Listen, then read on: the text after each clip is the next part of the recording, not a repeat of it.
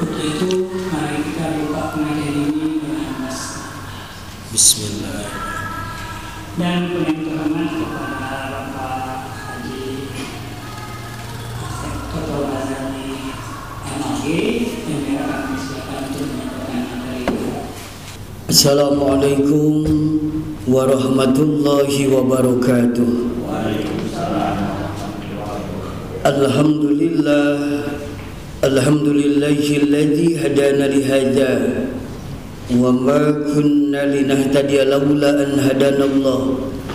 Asyhadu an la ilaha illallah wa asyhadu anna Muhammadar Rasulullah. Allahumma salli ala sayyidina Muhammad wa ala alihi wa ashabihi ajma'in. Amma ba'd. Qala Allah Ta'ala fil Qur'anil Karim, a'udzu billahi minasy syaithanir rajim. Bismillahirrahmanirrahim. Innal ladzina amanu wal ladzina hajaru wajahadu fi sabilillah ulaika yarjuna rahmatallah wallahu ghafurur rahim. Wa qala aidan innal ladzina yatluna kitaballahi wa aqamus salata wa anfaqu mimma razzaqnahum sirran wa alaniyah yarjuna tijaratan lan tabur. Bapak-bapak, ibu-ibu, jamaah pengajian duha yang saya hormati dan Allah muliakan. Alhamdulillah, pada kesempatan yang berbahagia ini kita dapat berkumpul bersilaturahim untuk sama-sama mengikuti pengajian duha di Pusdai Jawa Barat ini. Mudah-mudahan langkah-langkah kita dari rumah kita masing-masing menjadi langkah-langkah ibadah di hadapan Allah Subhanahu wa taala. Salawat dan salam semoga senantiasa tercurahkan kepada baginda Rasulullah Muhammad sallallahu alaihi wasallam, kepada para keluarganya, para sahabatnya dan umatnya yang turut serta taat terhadap sunnah-sunnahnya. Bapak dan Ibu sekalian, tidak terasa kita sekarang sudah memasuki tahun baru 1442 Hijriah. Inilah tahun baru kita. Dan mumpung sekarang masih tanggal 4 Muharram, mari kita biasakan menggunakan sistem kalender yang Islami. Sebab siapa lagi yang akan menggunakan itu kalau bukan kita, umat Islam. Bapak dan Ibu, setiap pergantian tahun bagi kita tentunya pergantian tahun bukan untuk hura-hura, bukan untuk berpoya-poya, tapi mengingatkan kita akan peristiwa hijrahnya Rasulullah sallallahu alaihi wasallam. Kenapa demikian? Sebab Sayyidina Umar menetapkan sistem kalender Islam itu jadi menentukan tahun pertamanya itu ketika Rasulullah hijrah dari Mekah ke Yathrib yang disebut dengan Madinah sekarang. Rasulullah pernah hijrah dari Mekah ke Thaif yang pertama kali, dan yang paling monumental itu adalah Rasul hijrah dari Mekah ke Yathrib yang disebut Madinah sekarang. Nah, di zaman Khalifah Umar bin Khattab ditentukanlah sistem penanggalan Islam. Diputuskanlah bahwa tahun pertamanya itu adalah ketika Rasulullah hijrah. Nah, makanya kalau sekarang 1442 hijrah berarti hijrahnya Rasul dari Mekah ke Yathrib itu sudah 1442 tahun. Nah, maka dari itu Bapak dan Ibu sekalian, atas dasar itu ketika kita memperingati tahun baru Islam, sebagai umat Islam diingatkan untuk kembali mengingat peristiwa hijrahnya Rasulullah sallallahu alaihi wasallam. Dan tentunya kalau kita lihat secara logawi, hijrah itu artinya meninggalkan sesuatu atau berpindah dari suatu tempat ke tempat yang lain, itu hijrah. Dan tentunya kalau sudah dikatakan hijrah harus ada yang ditinggalkan, harus ada yang dituju, gitu kan? Itu hijrah. Bapak dan Ibu, para ulama membagi hijrah itu ada dua, ada hijrah makaniyah, ada hijrah ma'nawiyah. Hijrah makaniyah itu ya hijrah tempat, karena tadi berpindah artinya itu berpindah dari satu tempat ke tempat yang lain. Apa yang dilakukan oleh Rasulullah dari Mekah ke Yathrib, dari Mekah ke Thaif itu hijrah makaniyah. Rasulullah pindah. Lalu bagaimana dengan kita saat ini? Apakah kita harus hijrah secara tempat? Bisa jadi ketika kita misalnya tinggal di suatu tempat di mana di tempat itu ada wabah penyakit yang menular, maka itu wajib hijrah. Jangan sampai kita konyol di situ. Atau misalnya kita tinggal di suatu tempat yang rawan bencana, katakan di situ gunung akan meletus, akan terjadi banjir bandang, segera hijrah. Atau misalnya kita tinggal di suatu tempat yang penuh dengan maksiat, kan bisa saja orang tinggal di depannya tempat mabuk-mabukan, sampingnya pelacuran, di belakang sarang penyamun dan lain sebagainya. Ketika kita tidak bisa mewarnai mereka, ya kita wajib hijrah. Jangan sampai mencelakakan diri kita dan keluarga kita di tempat itu. Nah, ini hijrah tempat. Tapi kalau kita sudah tinggal di tempat yang kondusif, ya, yang aman, yang nyaman, ya kita tinggal di situ sajalah. Yang terpenting bagi kita adalah hijrah secara maknawiyah. Nah ini. Dan tentunya ini juga diambil bagaimana seseorang itu hijrah sekarang bahkan menjadi bahasa yang tren hijrah itu ya. Di kalangan selebritis misalnya orang katakanlah berubah penampilan disebut hijrah. Apa gitu termasuk hijrah, nanti akan kita kaji. Bapak dan Ibu sekalian, nah yang harus kita ambil itu adalah spirit hijrah Rasulullahnya. Jadi bagaimana beliau melakukan hijrah itu dari Makkah ke Yathrib, dan ketika di Madinah itu betul-betul membangun sebuah peradaban yang luar biasa. Makanya kita secara individu, kita ketika mau hijrah, kita harus menuju ke arah yang lebih baik tentunya. Ya, harus menuju ke arah yang lebih produktif, ke arah yang lebih konstruktif, ke arah yang lebih soleh. Jadi jangan sampai ada pemahaman bahwa hijrah itu yang penting pindah saja, berubah. Tentu berubahnya itu ada sesuatu, ada nilai. Ya, berubahnya seseorang dari suatu keadaan tertentu menuju keadaan yang lebih baik. Makanya para ulama setidak-tidaknya, karena kita waktu yang terbatas, ada 4 hal yang mesti hijrah setiap saat, setiap waktu itu. Apa diantaranya? Yang pertama hijrah i'tiqadiyah, hijrah keyakinan. Yang kedua hijrah fikriyah, pola pikir, pemikiran. Yang ketiga hijrah syu'uriyah, penampilan. Dan yang keempat hijrah khuluqiyah, akhlak, perilaku. Bapak dan Ibu sekalian, hijrah sekarang banyak dibicarakan, terutama dalam menyambut tahun baru Islam ini. Ya. Nah, kenapa ini mengingatkan kita semuanya? Supaya kita itu ada perubahan setiap hari itu. Sebab Nabi menyatakan barang siapa yang hari ini lebih baik daripada kemarin dan besok lebih baik daripada hari ini, itu adalah orang yang beruntung, siapapun dia. Tapi barang siapa yang hari ini sama dengan kemarin dan besok sama dengan hari ini, artinya tidak ada peningkatan, itu orang yang rugi. Tapi barang siapa yang hari ini lebih jelek daripada kemarin dan besok lebih jelek daripada hari ini, itu adalah orang yang celaka. Nah, jadi pada hakikatnya menuju proses husnul khotimah itu kita harus semakin baik. Cuman untuk menuju ke arah yang lebih baik itu, masya Allah godaannya. Ya.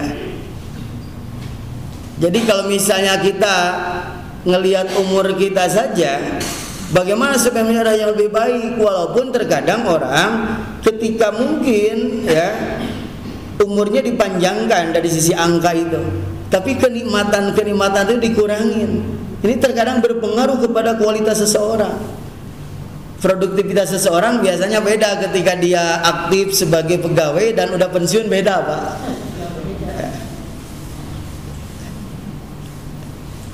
Ketika ibu masih segar, masih muda, sekarang sudah punya cucu, beda.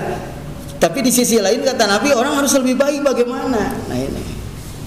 Nah makanya setidak-tidaknya 4 hal ini ya. Karena kalau orang ya yang namanya faktor umah tetap pula ya, semacam ibu misalnya, apakah dari sisi fisik saja ternyata enggak ya. Kalau faktor usia mah ya ada aja ya Bu ya yang kerasa penyakit. Dulu mah bisa cepet-cepet, kadang-kadang sekarang aduh tidur rada susah gitu ya.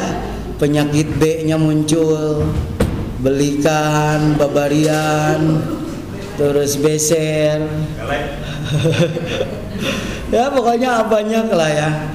Jadi sepintas semakin usia bertambah semakin kurang, kenikmatan produktivitas berkurang, pola pikir juga alami itu.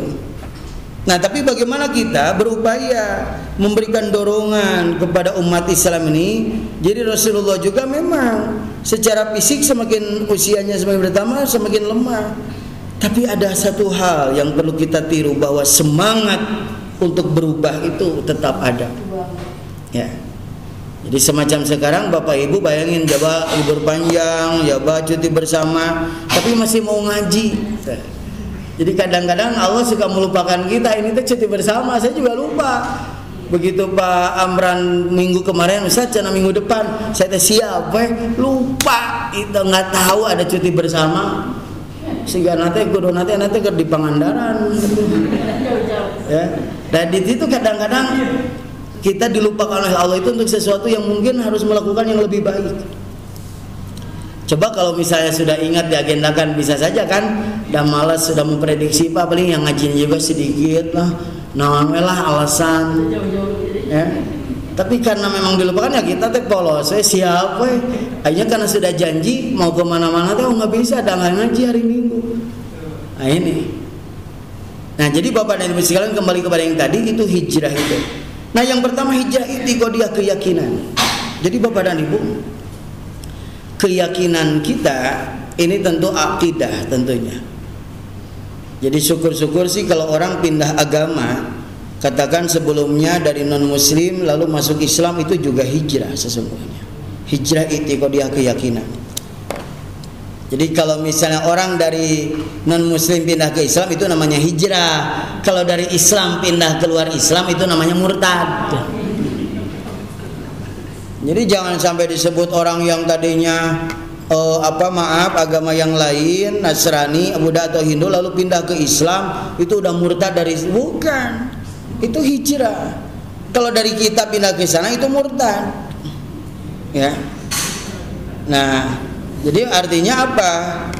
Jadi orang yang seperti itu berarti sesungguhnya dari sisi akidah menurun, Bu, kalau pindah agama itu. Ya, udah itu mah totalitas ya. Makanya disebut murtad, yang ditolak. Jadi apapun dia melakukan apapun tidak ada nilai. Ya. Nah, tapi kalau misalnya pindah agama ke Islam itu namanya hijrah. Nah, termasuk boleh jadi orang itu muslim, tapi kenapa mesti hijrah sejak itu? Dia boleh jadi sebelumnya punya keyakinan-keyakinan yang bertolak belakang dengan akidah Islam. Ya. Karena ini susah, Bu, untuk menghilangkan. Contoh keyakinan seseorang bahwa urusan hidup, urusan rezeki, urusan jodoh ada sesuatu yang mengatur. Urusan jodoh saja masih banyak yang berpegang teguh, katanya kalau pingin kaya anak kita, kalau anak kita perempuannya Sunda, maka suaminya mesti Jawa. Itu akan kaya. Betul, kalau suaminya salah satu direksi di Bank BJB, istrinya salah satu manajer di Telkom. Tapi kalau dua-duanya tidak kerja kan gimana ini aturannya? Jadi bukan diukur dengan itu. Ya. Katanya kalau pingin kaya, rumah jangan menghadap ke sebelah barat. Terus menghadap kemana? Ke utara rumah orang lain, ke selatan rumah orang lain, ke belakang susukan. Nah ini maaf, ini keyakinan apa ini sulit. Ya, kalau dipoto katanya jangan dipoto jangan bertiga. Yang tengah akan mati. Jangankan yang tengah, yang pinggir, bahkan fotografernya juga pasti mati. Nah ini. Nah termasuk maaf bagi kita, jadi jangan suka menghitung-hitung. Ya. Kalau dalam Islam itu semua hari baik.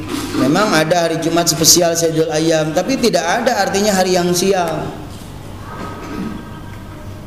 Ini jadi keyakinan.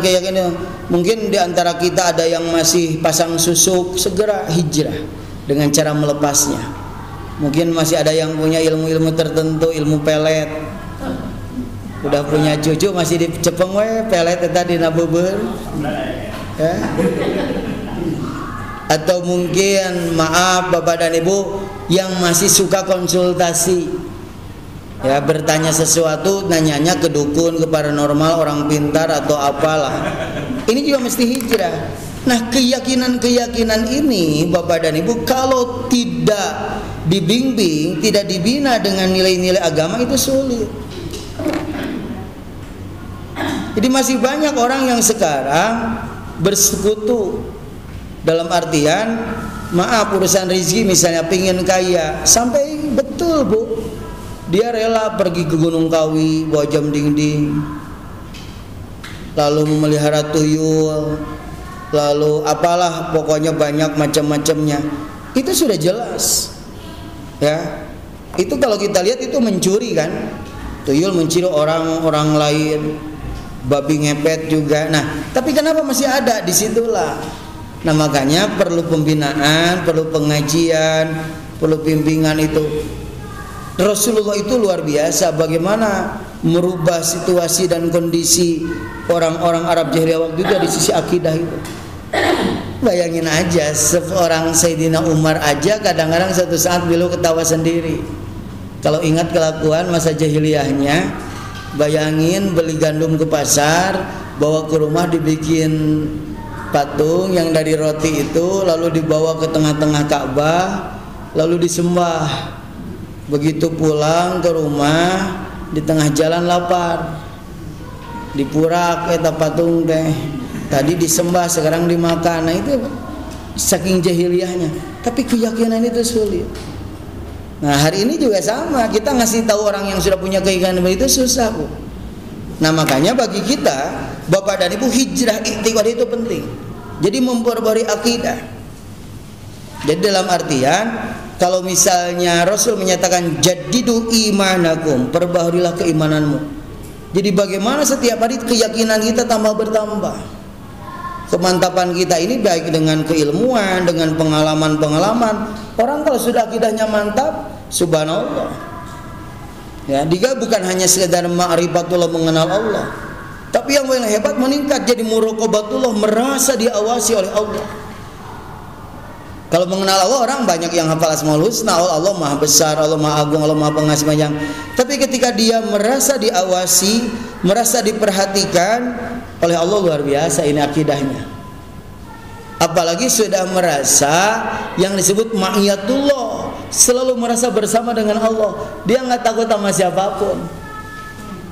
Enjoy aja selama dia melakukan hal yang benar, kenapa mesti takut?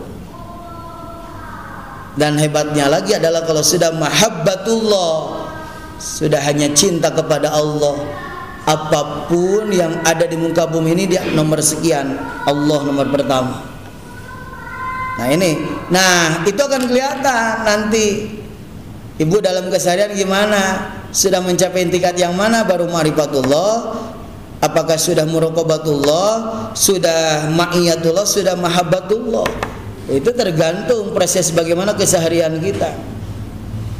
Jadi kalau orang sudah ma'iyatullah bersama dengan Allah, dia nggak takut apapun. Ya. Tapi tetap ikhtiar lahiriah tetap dilakukan. Semacam sekarang ada corona, ini tauhid mesti penting, ini akidah. Masa sampai sekarang ada orang yang belum keluar rumah takut katanya? Dari sama Allah nggak takut, sama corona takut. Bukan berarti kita sombong tidak takut ya, kita tetap waspada. Tapi jangan sampai ketakutan itu berlebihan sehingga dia tidak melakukan apa-apa jadi alasan terus, gitu kan? Jadi artinya ya itu yang wajar-wajar saja. Cuman kita harus ingat bahwa yang maha segala-galanya Allah ini penting loh. Jadi banyak orang yang stres hari ini kan imannya tipis, akidahnya lemah. Jadi tidak punya keyakinan bahwa Allah yang maha segala-galanya. Nah artinya gini, Kalau orang yang memang betul-betul punya akidah yang mantap, ya yang namanya meninggal, yang namanya mati enggak mesti pakai sama corona kan? Orang lagi ngobrol aja bisa meninggal. Ya enggak?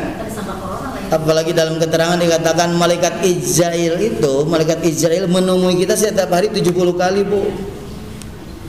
Jadi kalau 70 kali 1 jam 2 kali tak ibu didatangin sama malaikat Israel teh. Nanti jadi deui.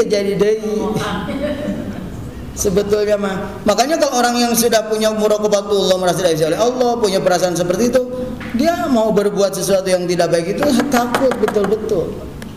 Takut sama Allah. Nah, ini kaitannya dengan hijrah. Makanya tentu hijrah i'tiqadiyah ini penting kita lakukan. Bagaimana kita memperbaharui keimanan kita dan terus meningkatkan kualitas akidah kita, memantapkan akidah kita. Jadi prosesnya begitu. Kalau mungkin orang umum hanya mengenal Allah, Allah Tuhan kita, Allah Maha Rahman, Allah Maha Razzaq. Nah, yang paling parah terkadang dia tidak mengenal Allah sama sekali. Ini yang repot. Ya. Tapi kalau dia sudah mengenal Allah, merasa diawasi oleh Allah, sudah merasa bersama dengan Allah, Allahumma innallaha ma'ana. Apalagi sudah mahabbatullah, hanya cinta kepada Allah. Urusan yang lain jadi kecil, Allah yang paling utama. Dan ini kadang-kadang maaf Bapak dan Ibu sulit juga. Ya. Jadi masih ada orang yang masih hubud dunia ketimbang mahabbatullah. Cinta dunia. Suka bumi. Ya. Ya contoh aja, kalau disuruh berjuang, disuruh berinfak kan susah. Jadi kalau orang sudah cinta kepada Allah, dia berpikir rezeki dari Allah, sekarang Allah memerintahkan ngeluarin zakat, infak, sedekah, kenapa jadi pelit? Kan sebetulnya logikanya gitu. Allah yang memberikan rezeki, Allah yang memberikan jalan, kenapa? Umur, Allah yang memberikan umur. Ketika Allah minta waktunya untuk ibadah, kenapa jadi sulit? Yang memberikan umur siapa? Nah, ini keyakinan ini. Makanya Bu, jadi kalau udah seperti itu tidak pandang usia. Nah, yang paling parah adalah orang sudah pensiun, sudah tidak punya aktivitas, tapi hubud dunianya masih, Pak. Ya. Terus nggak banding-banding, mun ke dinas orang harita TKD dapat sekian, hari baru ayeuna meninggal deh hari orang samet. Padahal dia dengan waktu itu dapat tunjangan segitu, sudah punya rumah, sudah punya mobil, sudah hidup mapan. Yang anak-anak sekarang yang masih dinas belum tentu. Nah, kadang-kadang tidak mensyukuri, selalu membanding-bandingkan. Ini karunia Allah. Sudah yang lewat sudah lewat, tidak akan pernah kembali, yang penting ke depan. Tapi orang yang hubud dunia sampai-sampai tidak memberikan kesempatan kepada generasi-generasi muda. Sudah tahu sama negara teh dipensiunkan, masih pingin jadi pengurus, masih pingin jadi anggota dewan, baik dewan perwakilan rakyat ataupun dewan keluarga masjid. Ada juga yang sebut-sebutnya nggak mau diganti, Bu, jadi pengurus DKM teh, atau dewan-dewan yang lainnya. Nah, tapi kan Ustaz masih butuh, betul, itu juga masih butuh. Tapi sesungguhnya bagi kita bukan lebih banyak cinta dunia, semakin sepuh itu harus lebih banyak cinta Allah. Ya, jadi dikurangin sengaja kenikmatan.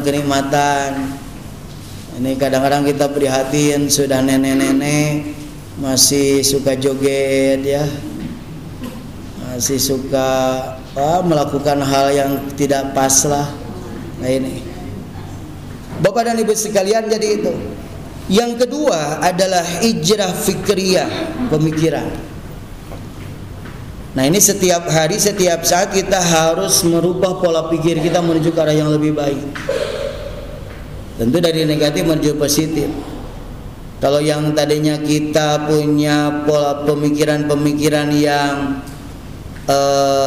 materialistis, nah, kita hijrah. Kan yang orang yang punya pemahaman materialistis itu menilai seseorang itu mulia dan tidaknya dari materi. Ini hari ini masih banyak. Jadi bagaimana berhijrah supaya mulia dan tidaknya seorang itu adalah dari sisi takwanya kan, inna akramakum indallahi atqakum. Jadi bukan masalah sekarang pemahaman, tapi dalam pelaksanaan prosesnya hari ini masih banyak orang menghargai seseorang itu karena materi. Ya. Seorang bapak dan ibu ketika ada yang apel, maksud apel di situ maksudnya berkunjung ke anaknya ketika karena mungkin dari sisi penampilannya kopiahna geus herang, bajuna geus selada, pakai celana belel, jaba pakai sandal capit. Sandal capitna di tali rapiaan. Begitu salam aja, assalamualaikum, waalaikumsalam.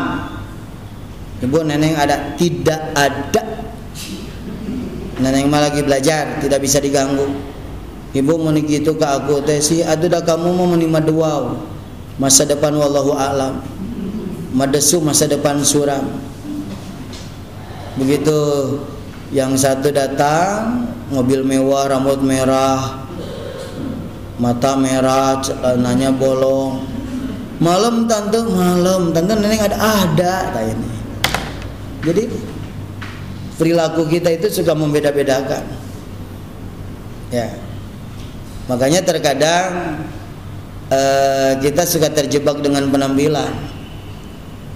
Pernah di salah satu toko elektronik di Jalan ABC ada seorang ibu ingin membeli TV. Ya. Karena uangnya receh, maklumlah ibu itu hanya seorang kuli untuk mencuci pakaian tetangganya.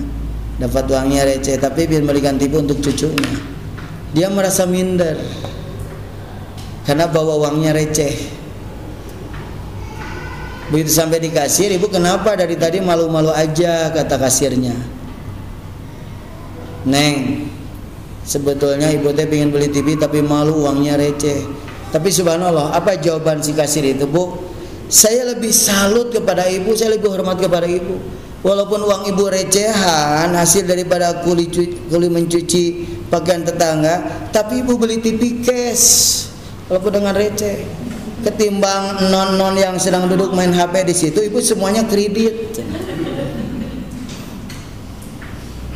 Terkadang kan kita sekarang kalau di beberapa bank saya suka menegur security. Saya bilang hormati yang mau nabung. Ini mau pedah pakai mobil mewah, datang ke sana pakai dasi, pakai sepatu keren, mentereng, hormat siap bos, siapa. Padahal ke dalam teh mau mencairkan dana pinjaman. Tapi karena ada orang tua yang mungkin keteplek dia mau nabung, itu yang sesungguhnya. Jadi lebih mulia menabung daripada meminjam. Tapi karena penampilan orang sekarang berubah. Ya. Nah, makanya Bapak dan Ibu sekalian, orang kalau sudah pola pikirnya berubah, dia tidak melihat itu lagi. Yang penting nggak apa-apa mengutamakan pandangan Allah. Yang tadinya pola pikirnya hedonis, ingin melakukan serba bebas, pola pikirnya berubah, sekarang pakai aturan. Yang tadinya egois, ibu-ibu berubah tuh pola pikir, lah egois, saya yang menang sorangan, asa benar sorangan, batur teh salah, weh. Ya, pola pikir itu individualistis. Jadi ada orang yang merasa aneh, hidupnya itu tidak bisa bermasyarakat, tidak bisa bertetangga. Ya. Makanya Nabi mengajarkan bagaimana supaya pola pikir Islam ini diterapkan. Idza laqitahu fasallim alaihi, kalau bertemu ucapkan salam. Wa idza da'aka fajibu, kalau diundang datang. Wa idza stansahaka fansu, kalau diminta nasihat, ada yang curhat sok pasti nasihat. Wa idza antisya fahamidahu fasyamidu, kalau ada yang bersih ucapin hamdalah, doakan. Wa idza marido fa'udu, kalau ada yang sakit tengok. Wa idza mata fatba'hu Fattabihu, yang meninggal takziah. Tapi ada orang yang tidak punya pikiran itu, seolah-olah dia itu bisa hidup sendiri. Ada tetangga ngondang nggak pernah datang, ada saudara sakit nggak mau nengok, ada tetangga meninggal lempeng, weh si nanti mau apa? Itu teh pola pikir begitu teh.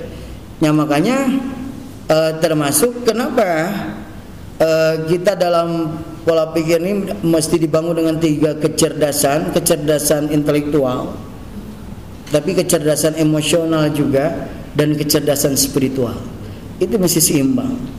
Dia terkadang orang boleh saja secara spiritual cerdas, wah ibadahnya rajin, tahajudnya tiap malam, baca Quran tiap hari, tapi emosinya nggak cerdas. Ada yang kadang-kadang nggak pernah ngelirik kanan kiri, nggak pernah ngelihat situasi dan kondisi, itu yang nggak cerdas, itu nggak cerdas emosi. Sampai ada mertua saja ibadahnya mau oke, tapi sama mertua tidak cerdas emosi. Ada mertua datang baru aja duduk, mak badawi iraha, mak mau pulang kapan gitu. Nah, itu yang cerdas emosi mah betul-betul ya, tapi ditunjang juga dengan kecerdasan intelektual. Ini yang membedakan orang berpendidikan dan tidak, di mana ya kan. Kalau kita naik mobil umum misalnya, di angkot, kalau orang yang cerdas secara intelektual mungkin dia akan diam. Yang emosi dia tidak akan banyak bicara, nanya-nanya, jempewenya enggak. Ini mah dina angkot nanya, "Ucu di mana?" Oke, ya nanya gitu mah. Ngan eta sudah nanya yang lain. Ucu eta kaca soca nganjuk ketawa kes. Itu tidak cerdas emosi. Ya. Jadi ibu hati-hati harus cerdas emosi, ini pola pikir itu tuh. Nah, apa lebih hebat lagi kalau ditunjang kecerdasan spiritual, dia lebih apik, lebih hati-hati. Jadi kalau mau bicara itu dipikirkan dulu. Nah, sesungguhnya fikriah, pola pikir inilah harus dilatih.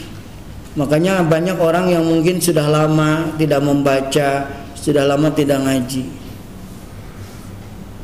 Nah, makanya kita di kalangan para asatidz, ustadz-ustadz, para ulama juga harus ngaji, saya bilang, supaya tidak merasa benar terus. Jadi suka ada ustadz yang asa benar, weh batur teh salah, weh damanena tidak pernah mau ngaji lagi. Jadi merasa paling benar, padahal nggak begitu. Apalagi dengan keilmuan itu berubah kan, ada perubahan-perubahan. Nah, makanya pola pikir itu, pokoknya pola pikir yang negatif thinking menuju positif thinking. Yang ketiga adalah hijrah syu'uriyah, penampilan. Jadi Bapak dan Ibu sekalian, kenapa sih penampilan seseorang mesti dijadikan indikator hijrah itu? Ya iyalah, karena kan yang namanya identitas itu ya, jadi nggak bisa dilepaskan dengan kepribadian seseorang. Jadi contoh misalnya sekarang maaf, kita melihat, apalagi kita sudah tahu kan secara syariat, contoh dari sisi pakaian, bagaimana seorang muslimah pakaiannya mesti seperti apa, kan sudah ada ilmunya, mesti menutup aurat kecuali muka dan telapak tangan, mesti ABCD, tidak boleh ketat, tidak boleh transparan. Ketika ada seorang muslimah pakai begitu kan ibu sudah bisa menilai kan di situ. Nah, makanya kenapa orang harus hijrah ya. Sekarang di kalangan selebritis asal mau hijrah, nah dari sisi pakaian aja dulu nggak apa-apa ya. Jadi jangan terus yang penting mau Ustaz hate pakaian mah cenah tentunya ente oke, nya beda lagi. Masalahnya bagi perempuan menutup aurat itu syariat, bukan budaya ya. Jadi nggak bisa ibu menunjukkan, Ustaz saya mau ngaji di pusat tapi nggak akan pakai jilbab, nggak akan pakai gamis, saya mau pakai itu mau habis lari pagi deh guys ibu, habis senam mau pakai baju senam, so kan sebetulnya emang nggak bisa gitu. Nah, jadi penampilan itu tentunya bukan hanya penampilan, memang penampilan lahiriah juga penting ya. Katakan jadi berbusana muslim, kalau yang laki-laki maaf ya adalah perubahan penampilan syariah. Yang tadi yang mungkin bapak waktu mudanya katakan bertato, sekarang sudah hijrah, itu salah satu indikator kalau hijrah ya tatonya mesti dihapus. Gimana kalau misalnya belum punya uangnya, tungguin dulu nungguan ke di Pusdai ada penghapusan tato gratis. Yang penting ada ikhtiar. Atau mungkin maaf, sekarang kan perempuan juga banyak yang ditato ya Bu ya. Itu salah satunya penampilan. Atau mungkin maaf, laki-laki kan nggak boleh pakai anting. Ini laki-laki pakai anting. Hijrah secara penampilan. Ibu-ibu yang tadinya maaf, mungkin dulu zaman dulu tidak berhijab ya gak? Hijab. Jadi jangan sampai semakin sebutnya semakin jadi sepuh, semakin menjadi-jadi. dan ngahajakeun. Ya. Jadi kalau anak kecil pakai legging lucu tanya, lamun senang. Tapi nenek-nenek pakai legging da angar we logor. Antak morosot gitu kan. Nah, penampilan ini. Jadi tunjukkan ciri khas yang Islam itu seperti apa. Cuman maaf bapak-bapak, jangan terjebak juga. Ya, untuk laki-laki itu memang prinsipnya menutup aurat itu dari pusar sampai ke lutut. Ya memang ada aturan-aturan tertentu. Tapi jangan merasa cara berpakaian dia itu paling baik, paling benar, orang lain salah ini. Ketika sama-sama menutup aurat silakan saling menghargai. Gitu kan? Jadi jangan sampai Rasulullah tidak pernah pakai batik. Nah, tak usah pakai batik, Rasulullah tidak pernah. Ini yang kadang-kadang. Jadi kita harus melihat dulu konteksnya seperti apa. Betul Bu, makan dengan tangan itu betul lebih sehat itu. Apalagi dengan 3 jari. Supaya ternyata hikmahnya banyak. Jangan sampai terlalu berlebihan, agak lebih. Nah, tapi kita ingat yang sering dimakan Rasul apa? Bukan nasi. Rasul itu makan kurma, makanya kalau dengan 3 jari pas. Gandum. Nah, ibu nasi misalnya 3 jari susah kan? Dengan 5 jari nggak apa-apa. Tambah, kalau misalnya sekarang pakai gua pakai sendok nggak apa-apa, ada tetap pakai tangan itu teh sendok mah hanya alat. Jadi jangan suka punya pemikiran orang yang makan pakai sendok bid'ah. Ada Bu atau ada kita teh kalau lagi makan dengan sendok mah pakai sendok ya. Tapi itu bid'ah, Rasul tidak pernah makan pakai sendok. Oke. Pas di undangan orang yang ngomong begitu makan mie kocok pakai sendok, saya ambil sendoknya bid'ah. Ustaz da ieu mah mie kocok, sarua mie kocok oge. Nah itu, jadi terkadang ketika dia merasa benar, paling benar sendiri, terjebak akhirnya. Oke lah, silakan itu mah hak masing-masing, penampilan mau seperti apa. Cuman jangan merasa paling benar, orang lain salah. Jangan menilai orang lain. Nah gitu. Jadi sekarang orang silakan aja mau apa. Ini sekarang orang beda-beda pakainya dengan dia, bukan golongan kita, ini tidak benar. Nah cuman kalau untuk aturan-aturan syari memang semuanya juga sudah sepakat. Kalau perempuan itu seluruh tubuhnya adalah aurat kecuali muka dan telapak tangan. Kalau laki-laki itu adalah dari pusar sampai lutut. Nah cuman mungkin ada adab di situ, ada etika. Ya. Jadi kalau misalnya biasa pakai kaos yang tidak sopan, tidak senonoh atau apa, ya dirubah. Itu hijrah juga. Atau mungkin apa. Jadi dari sisi itu juga menunjukkan. Nah, cuman jangan sampai ada anggapan-anggapan bahwa waktu hebat eta mah udah pakai sarung, udah pakai baju koko, pakai kopiah. Kadang-kadang belum tentu. Di Palalangon, Pak, di daerah Cianjur, Ciranjang, di Palalangon, hari Minggu orang ke gereja pakai peci, Pak, pakai sarung, pakai jas. Kita saya Muslim bukan, ternyata Kristen. Di sana itu sampai ada 14 gerejanya. Karena ada gereja tua juga di alun-alun Palalangon itu, yang sebelum Ciranjang belok kanan ya. Jadi ya kayak ngomongnya juga Sunda, pakaiannya juga. Makanya kadang-kadang kita jangan terjebak juga hari ini, gitu ya. Nah cuman yang tapi ada etika-etika tertentu lah. Nah kalau di kita sudah diatur, ada standar tertentu. Ya kan suka ada anak-anak yang jadinya udah pada bolong-bolong pakai seloteh. Etikanya yang tadi kepantasannya Betul. pakai pakaiannya. Makanya terkadang di situ walaupun mungkin dari aspek syariah tidak melanggar aturan syariat, tapi aspek etika, adab, kesopanan. Seperti misalnya kan apalagi di negara kita atau dalam aturan-aturan tertentu dari sisi pakaian, dari siapa ada aturan mainnya. Apalagi anak-anak yang jadi PNS di Pemkot misalnya, wah nggak bisa itu nggak pakai kaos kaki, ya. Atau seenaknya misalnya seragam tidak standar. Kayaknya bukan nggak boleh pakai korpi digamiskan, untuk perempuan mangga-mangga saja ya, dada panjang. Untuk laki-laki kan udah ada standarnya, pakaian korpi itu sekian. Kemarin ada yang ASN pakai korpi tapi kayak Pakistan si modelnya, itu disalahkan ya. Itu maksudnya berarti dia tidak mengetahui etikanya. Secara syariat mungkin tidak melanggar, tapi kan etika menjadi sorotan di situ. Nah, itu hijrah syu'uriyah. Yang terakhir adalah hijrah khuluqiyah, akhlak. Ini paling penting, perilaku. Jadi Bapak dan Ibu sekalian, akhlak, perilaku itu yang ada dalam diri kita itu harus berubah menuju ke arah yang lebih baik. Nah, terutama dari sisi bicara, Pak. Jadi jangan sampai kita masih muda, sekarang sudah punya cucu, gaya bicara sama cara bicara sama substansi bicara teh sama.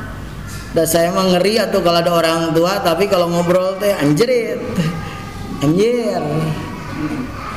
Jadi itu udah orang tua tapi baru bahasanya nggak berubah seperti yang muda dulu. Makanya kenapa Allah memberikan standar berbicara, wa qul qawlan layyina, bicara yang lemah lembut. Qaulan sadida, bicara yang benar. Qaulan tsaqila, bicara yang berbobot. Qaulan baligho, yang jelas. Qaulan maisuro, yang mudah dipahami. Qaulan husna, yang indah. Qaulan karimah, yang mulia. Qaulan ma'rufa, yang baik. Dia nggak ada perintah berbicara yang kasar, ya.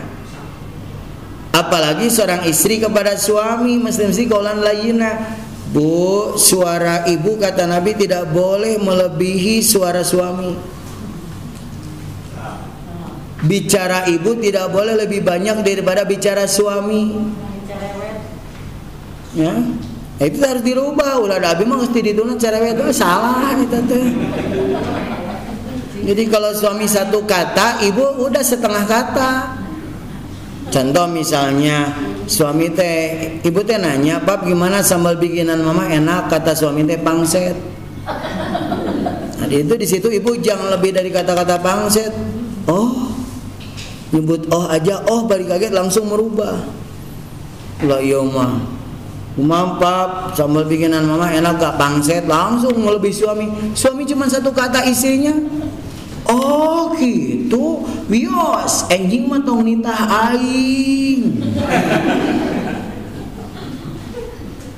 Jadi kalau dibilangin sekali itu jawabnya nyoros cos, nggak boleh. Tetap sama suaminya lemah lembut. Mah, tek, mohon Pak, anak biasa dibantos. Mah, suami mah lemah lembut manggil mah, ya mah. Suami mananya baik-baik, mah kacamata papa di mana? Oh iya Pak, dalam laci, dengan sebelah sana biarin mama ambilin. Ini suami nanya, "Mam, kacamata di mana?" "Angger pohoan." Ceuk aing oge talian atuh. Teangan we olangan he. Kata dengan tara. Nah, maksud saya, Bu, jadi itu kata-kata itu dirubah akhlak itu. Ya, jadi sekarang oh ternyata pantesan Rasul menyatakan seorang istri suaranya tidak boleh lebih tinggi daripada suami. Kumaca usah dasar lagi abi mah lawan ngomong nanya ibu kudu leuwih laun. Harus menyesuaikan. Kumaca lamun suami aku torek. Nya kalau torek mah bukan berarti jojorowokan, lebih dekat, mendekat ibunya dengan isyarat. Itu teh Bu, orang mungkin kayak yang melihat mah bisa jadi salah paham. Ibu teriak-teriak sama suami, "Bapak!" Mangani keur lari pagi di gasibu. Suaminya ada lembong lagi, "Bapak!" Jadi artinya tetap meninggal itu yang lepas. Dengan isyarat itu lebih santun, lebih sopan. Ya. Akhlak. Ya, dari sisi pakaian tadi sudah, ke penampilan, dari sisi bicara, sikap, sopan santun, termasuk bagaimana akhlak kepada yang lebih tua. Jadi kepada yang tua mesti hormat sama orang tua, sama mertua, sama uwa, sama bibi, sama emang. Sayang kepada yang lebih muda, kepada anak, keponakan, dengan sesama saling menghargai. Makanya Rasul sampai menyatakan innama bu'itsu liutammima makarimal akhlak. Sesungguhnya aku diutus kamu untuk menyempurnakan akhlak.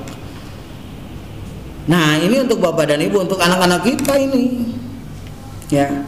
Ya, perilaku-perilaku yang tidak terpuji. Makanya maaf kalau urusan akhlak mas, terkadang sudah sepuh juga bisa saja orang tidak punya akhlak yang mulia. Terkadang tidak sadar. Ya.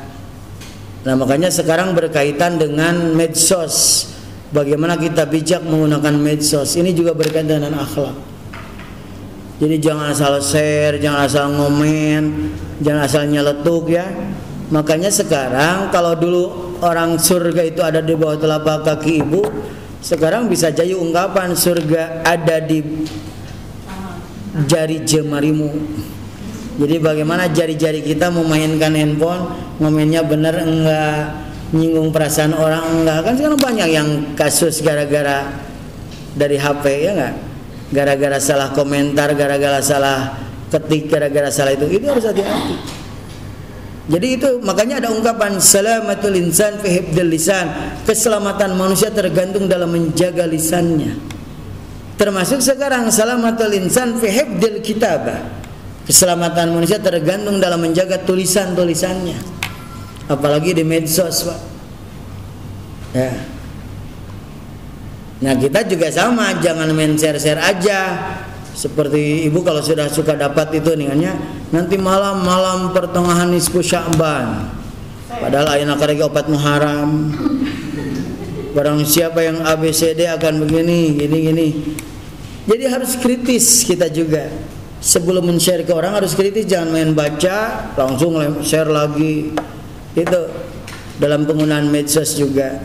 Yang paling aktual hari ini, maaf Bapak dan Ibu, ini juga berkaitan dengan akhlak ya. Jadi kalau kita bikin konten-konten di YouTube juga, ya sesungguhnya hati-hati, jangan sampai mengumbar sesuatu, apalagi di situ ada ungkapan menghina orang. Kan sekarang ada kan? Sengaja di video tapi isinya menghina orang, melecehkan orang, mencaci orang. Bisa nggak bikin konten yang lain? Semacam ibu-ibu bikin konten, mangga lah, itu masih silakannya Bu ya. Lagi ngaji, lagi apa, cuman jangan sekali beri asupkeun. Ari si baim wong mah ngamandian budak, ngahuapan si kanu ge jadi duit. Ibu ayeuna ngahuapan incu naon sahanduk lalajo. Jadi jangan terlalu berlebihan. Yang jadi harus bijak menggunakan itu, ini akhlak. Baiklah Bapak dan Ibu, jadi kembali kepada yang tadi, setidak-tidaknya yuk di tahun 1442 Hijriah ini hidup kita lebih baik, lebih berkualitas dari sisi akidah, keyakinan kita, i'tiqadiyah, dari sisi pola pikir kita juga lebih maju, dari sisi penampilan dan dari sisi akhlak. Nah, Ibu misalnya bagaimana ya, saya mah penampilan ya itu tadi, makanya tadi saya bilang bukan penampilan fisik, yang penting ke syar'i itu. Ya. Jadi Ibu misalnya udah saya tuh udah sepuh tapi pingin kayak anak muda, nggak usah Ibu. Ya. Jadi kalau giginya sudah begitu ya udahlah, terima apa adanya, nggak usah dikikir-kikirnya. Tapi kalau untuk perawatan wajah yang ala kadarnya wajar-wajar saja, nggak usah Ibu pengen dioperasi ke Korea biar bentuk hidungnya, atau misalnya pengen lebih kencang, udahlah, bukan begitu merubah penampilan itu, tapi bagaimana dari aspek-aspek syariah itu. Itu saja mungkin Pak Amran, Bapak dan Ibu yang saya dapat sampaikan. 1 jam sudah saya menyampaikan materi ini. Mungkin ada tanya jawab, kita diskusi. Kalau tidak ada nanti boleh via WA ke Ustadz Amran atau ke HP saya. Biasanya kalau pas segini suka naonnya kita, tapi di rumah ingat dah ke di WA masuk kalau lebih enak nanyanya. Assalamualaikum Ustadz, damang ini pada naros mungkin dah lebih saya juga. Tapi Ibu jangan langsung mau berharap mendapat jawaban saat itu, takutnya saya teh lagi kerja, lagi acara, sok ayo ibu-ibu itu tuh lewe belum ada jawaban teh hilang ngejawab hari itu. Terkadang ngejawabnya teh mungkin malam atau apa gitu ya. Silakan Ustaz Omar, terima kasih ya. Materi yang barusan disampaikan oleh narasumber singkat namun menjadi pijakan kita ke depan. Silakan Pak Ibu untuk bertanya. Bagaimana kita menjaga akhlak anak-anak? Karena akhlak itu yang memang orang Islam itu harus menjaga akhlak. Rasulullah kan dipuji Allah karena akhlaknya. Nah seperti itu kumaha Ustaz. Ya. Terima kasih Pak, luar biasa ini ya. Gagasan, makanya sekarang kita khususnya di Jawa Barat itu ada pelajaran bahasa Sunda bagi anak-anak SD, itu salah satunya untuk itu. Walaupun rada sulit, terkadang gurunya yang susah ngajarinnya sekarang. Tapi yang terpenting begini Pak, sebetulnya itu mungkin kalau untuk orang Sunda ada, tapi orang lain belum tentu kan. Jadi sifatnya lokal. Tapi kita kalau yang ingin sifatnya universal bagi siapapun, ya tadi kembali. Jadi kembali kepada Al-Quran, hadis Nabi, bagaimana Nabi menyatakan man kana yu'minu billahi wal yawmil akhir falyaqul khairan aw liyasmut. Bicara yang baik, kalau tidak bisa diam. Terus prinsip bertutur kata dalam Al-Quran tadi. Nah intinya ya tetap pada prinsipnya, kalau memang anak-anak kita ingin punya akhlak yang karimah, akhlak yang mulia, basic agamanya mesti mantap. Kalau bahasa saya sih ngaji lah. Jadi artinya gini Bu, kalau konkretnya anak kita boleh saja sekolah di SD, di SMP, di SMA, kuliah, tapi tetap wajib ngaji. Nah ini yang suka membedakan apa yang ngaji dan yang tidak itu. Jadi saya pikir anak-anak muda kita kuliahnya udah di ITB, tapi dia ngaji Pak. Santunnya enak, aduh jawab udah cerdas, santun lagi, sopan, hormat. Karena apa? Dalam proses pengajian diajarin gimana sih bicara itu. Ke orang tua kan tidak boleh membentak-bentak, diajarin. Nah itu sebetulnya substansinya adalah nilai-nilai agama itu yang mesti ditanamkan. Jadi mungkin kalau orang, waduh bahasa Sunda dulu, sekarang udah hilang nih, orang mulai lupa. Tapi insya Allah kita tidak kalau bahasa Sunda hilang, tapi prinsip-prinsip agama atau apa ya, syukur-syukur dengan bahasa itu akan lebih enak dengernya teh ya. Kan semacam kalau anak perempuan, neng kasep kulan kan enak itu ya, suasananya, keakrabannya. Tapi memang hari ini bisa saja bahasanya lain, tapi yang penting substansi kesantunannya tetap ada. Boleh jadi ya. Zaman saya dulu SD, SMP itu kan pelajaran agama, ada pelajaran akhlak, fikih dan tauhid. Kan sekarang itu yang hilang kan, pelajaran akhlak itu. Nah ini juga membuat kita pelajaran akhlak ini. Ya makanya saya bilang tadi tidak cukup kalau anak kita sekolah di umum itu pelajaran agama sangat terbatas. Karena sekarang kan diramu disatuin Pak, akidah, akhlak, kecuali kalau di madrasah masih ada pembagian. Makanya salah satunya gitu Bu, anak kita misalnya cucu kita di SD sekolahnya tetap wajib ngaji ke madrasah, atau mungkin ada TPA, ada itu. Kalau cucu kita SMP, ngajinya sekarang kadang-kadang udah SMA nggak mau ngaji. Nah, terus sekarang alternatif lain, Ustaz ada malu kalau gitu panggil ustadznya privat, itu juga luar biasa. Walaupun yang bagus sih ini, cuman memang ada yang lebih ideal lagi kalau anak-anak kita ke pesantren itu betul-betul ya dipadu dari unsur-unsur akidahnya, ibadahnya, akhlaknya. Karena apa? Ibadah kesehariannya misalnya sholat berjamaah 5 waktu, itu pembiasaan itu mahal Bu. Ya. Terus misalnya sekarang pembiasaan membaca Al-Quran sehari 2 kali, pada subuh dan pada maghrib, itu di rumah kan. Terus di pesantren apa? Tidak boleh bawa HP. Itu sangat memudahkan. Coba ibu punya cucu sekarang, HP, dajeng ninina sarua. Jadi kadang-kadang anak kita main game. Nah itu Pak, pengaruh-pengaruh itu. Makanya terkadang sekarang ya oke lah, pendidikan semakin maju, meningkat, semakin hebat, tapi tantangannya juga semakin hebat. Kita sekarang coba dikasih sekarang 4 bulan selama ini sistem daring belajar begini, udah capek tuh. Bukan hanya orang tua Pak, guru juga lebih capek, bikin video, bikin apa. Nah maksud saya, jadi tantangan semakin hebat. Makanya tetap sebagai tolak ukur untuk akhlak anak-anak kita itu salah satunya wajib ngaji gitu ya. Ya tentu di rumah juga diberikan contoh-contoh yang baik juga ya. Dia juga harus diawasi lingkungannya di mana. Terkadang kita merasa aman, anak kita sekolah bonafit, ternyata gaulnya. Nah ini, ya itulah ekstra kita sebagai orang tua hari ini untuk membina akhlak itu. Ya apalagi sekarang sudah mulai berkurang. Kayak zaman Bapak dulu pelajaran agama tuh ada akidah, ada akhlak, ada fikih. Nah sekarang disatuin, jamnya aja kadang-kadang seminggu cuma 2 jam Pak. Oh, udah, kadang-kadang makanya di situ ada. Jadi saya tidak setuju dengan ungkapan ngaji itu ekstrakurikuler, bukan. Ngaji itu pokok. Makanya sekarang kita pola di sekolah-sekolah SMP Islam plus Islam jam pulangnya jam 3. Kadang-kadang pagi-pagi ada pembiasaan istilahnya Asmaul Husna, pembiasaan membaca Al-Quran, pembiasaan sholat duha. Itu teh pemikiran-pemikiran dari para pakar pendidikan Islam seperti Pak Profesor Ahmad Tafsir dari UIN. Bagaimana? Karena kita kan tidak mungkin untuk melarang orang udah jangan ke SMP sekolahnya, pesantren kan kadang-kadang orang ingin SMP, tapi bagaimana kita meramu supaya pelajaran SMP itu ada nilai-nilai. Bahkan beliau menyebutkan walaupun belajarnya fisika tapi disisipkan dalil-dalil itu supaya ada kaitannya dengan akidah, akan keagungan Allah di situ. Pelajaran misalnya PPKN dikaitkan dengan cinta kepada tanah air itu seperti apa, bela negara itu. Nah ini juga menyempilkan nilai-nilai agama itu luar biasa juga sebagai upaya kita.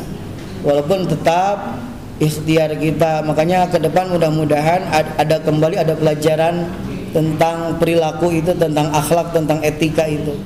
Sebab ya maaf ini masalahnya ke bawah Pak, sampai usia dewasa, sampai orang tua juga kalau tidak punya akhlak yang baik mah kayak membedakan uang gaji sama uang proyek, nggak bisa membedakan. Uang gaji di bawah, uang proyek. Oh. Ini kan akhlak ya Pak ya. Jadi jangan suka bicara kenakalan remaja. Ternyata yang sekarang yang banyak ditangkap oleh KPK itu adalah kenakalan orang tua Ibu. Dan remaja mah belum bisa korupsi. Itu. Tapi kaitannya dengan akhlak. Terima kasih Pak Haji. Silakan Ibu. Dengan tadi yang Ustaz sampaikan mengenai sekarang setelah corona itu kan banyak perubahan saja. Ya. Nah, seusia saya itu kan biasanya kita bebas kemana aja, tetap pengaruhnya itu ada Ustaz. Betul. Bukan apa ya misalnya, aduh nilai agamanya gimana, bukan. Jadi begini Ustaz, sekarang pemerintah memberikan protap harus begini, terutama rumah sakit. Jadi setiap kita mau langkah kemana selalu ada Pembatasan dan pembatas itu. Jadi kadang-kadang sedih juga Ustaz gitu ya. Namun saya lihat gitu misalkan sekarang pengajian seperti ini kita masih bersihkan, sekarang masih sepi Ustaz. Tapi sekarang mall di lapangan orang bilang bebas saja gitu. Sedangkan kalau masih bersih diikutin protap. Nah itu bagaimana Ustaz gitu kan ada rasa. Ya jadi sebetulnya aturan atau prosedur itu sama untuk semua. Mau di mall harus jaga jarak juga, di terminal jaga jarak juga, di Car Free Day juga harus jaga jarak. Ya, di masjid sama. Yang salah itu adalah orangnya yang tidak disiplin. Itu. Cuman mungkin Ibu melihat kok ini enaknya no di jalan masih ada barebas di mall atau di Car Free Day, di masjid mau menikut ada cakra.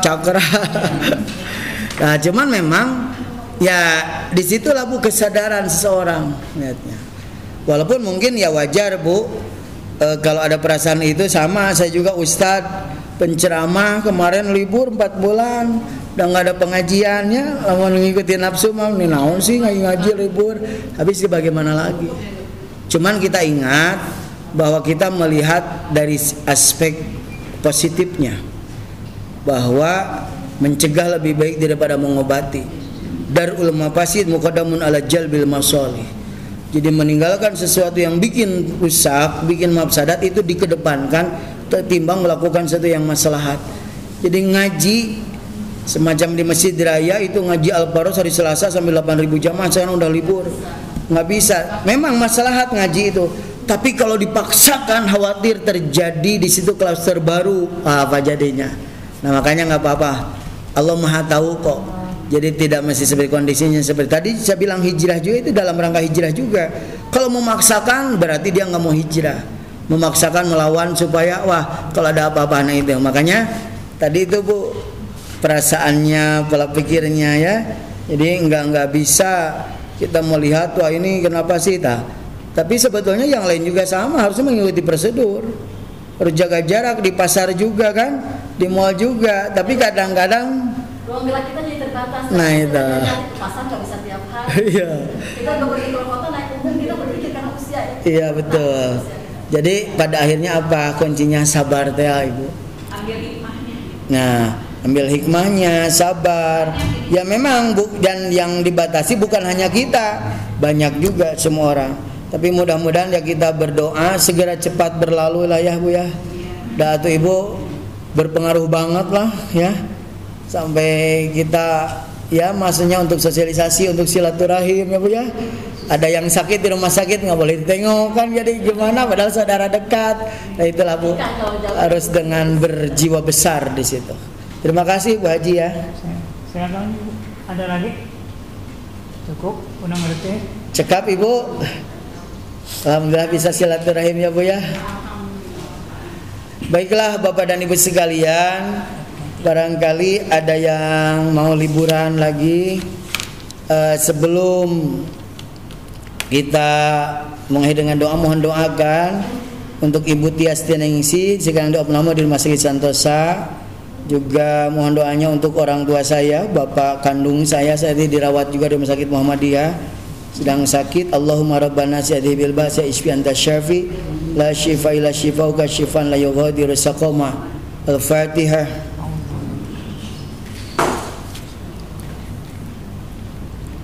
A'udzu billahi minasyaitonir rajim. Bismillahirrahmanirrahim. Allahumma shalli ala sayyidina Muhammad wa ala sayyidina Muhammad wa sallim wa radhiyallahu tabaraka wa ta'ala an kulli sahabati Rasulillahi ajma'in. Amin ya rabbal alamin. Hamdash syakirin, hamdan naimin, hamdan yuwafi ni'amahu wa yukafi'u mazida. Ya rabbana lakal hamdu kama yanbaghi li jalali wajhikal karim wa li azimi sultanik. Allahumma salli salatan tunjina biha min jami'il ahwali wal afat wa taqdilana biha jami'al hajat wa tutahhiruna biha min jami'is sayyi'at wa tarfa'una biha indaka 'alad darajat wa tuballighuna biha aqsal ghayat min jami'il khairati wal hayati wa ba'dal mamat. Allahumma ighfir lana wa li walidina warhamhuma kama rabbayana shighara. Rabbana hab lana min azwajina wa dhurriyyatina qurrata a'yun waj'alna lil muttaqina imama. Rabbana hab lana minas solihin. Rabbana hab lana hukma wa alhiqna bis solihin. Rabbana zalamna anfusana wa lam taghfir lana wa tarhamna lanakunanna minal khasirin. Rabbana atina min ladunka rahmah wa hayyi lana min amrina rasyada. Rabbana atina fid dunya hasanah wa fil akhirati hasanah wa qina adzabannar. Subhana rabbika rabbil izzati amma yasifun wa salamun alal mursalin walhamdulillahi rabbil alamin. Al-Fatihah.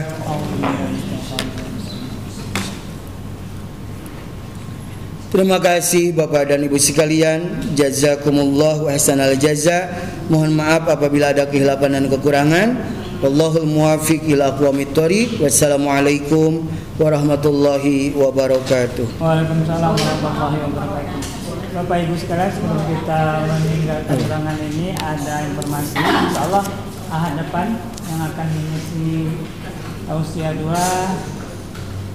Bapak salah satu wakil DKM kita, Bapak Insinyur Zulkarnain. Insyaallah Bu ya. Ya. Dari ini DNI. Untuk itu mari kita tutup pengajian ini dengan doa majelis.